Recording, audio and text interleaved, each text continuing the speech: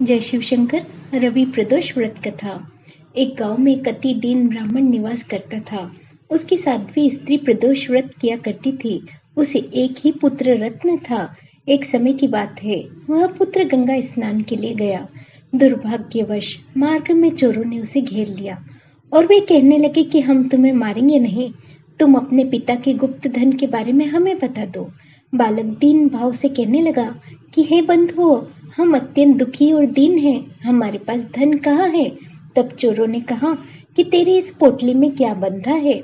बालक ने निसंकोच कहा कि मेरी माँ ने मेरे लिए रोटियां दी है। यह सुनकर चोरों ने अपने साथियों से कहा, साथियों, यह बहुत ही दीन दुखी मनुष्य है, हम किसी और को लूटेंगे। इतना कहकर चोरों ने उस बालक को जाने दिया।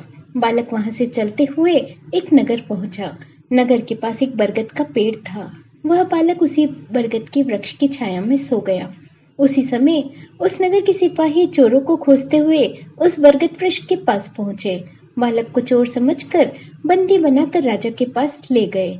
राजा ने उसे कारावास में बंद करने का आदेश दे दिया। उधर जब ब्राह्मणी का लड़का घर नहीं लौटा, तब उसे अपने पुत्र की बड़ी चिंता होने लगी। अगले दिन प्रदोष व्रत था। ब्राह्मणी ने प्रदोष व्रत किया और भगवान शंकर से मनी मन अपने पुत्र की कुशलता की प्रार्थना करी। भगवान शंकर ने उस ब्राह्मणी की प्रार्थना को स्वीकार कर लिया। उसी रात भगवान शंकर ने उस राजा को स्वप्न में आदेश दिया कि वह बालक चोर नहीं है, अतः उसे प्रातःकाल छोड़ दे, अन्यथा उसका सारा राज्य वैभव नष्ट हो जाएगा।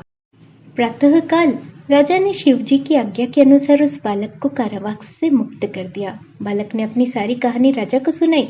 सारा वृतांत सुनकर राजा ने अपने सिपाहियों को उस बालक के घर भेजा और उसके माता पिता को राज दरबार में बुलवाया। उसके माता पिता बहुत चिंतित हो गए। राजा ने उन्हें चिंतित देखकर कहा कि आप चिंतित न हो, आपका बालक निर्दोष है।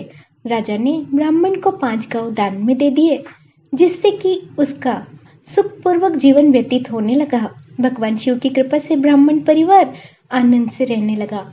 इसी तरह जो भी मनुष्य रवि प्रदोष व्रत करता है, वह सुखपूर्वक निरोग होकर अपना पूर्ण जीवन व्यतीत करता है। जय शिव शंकर।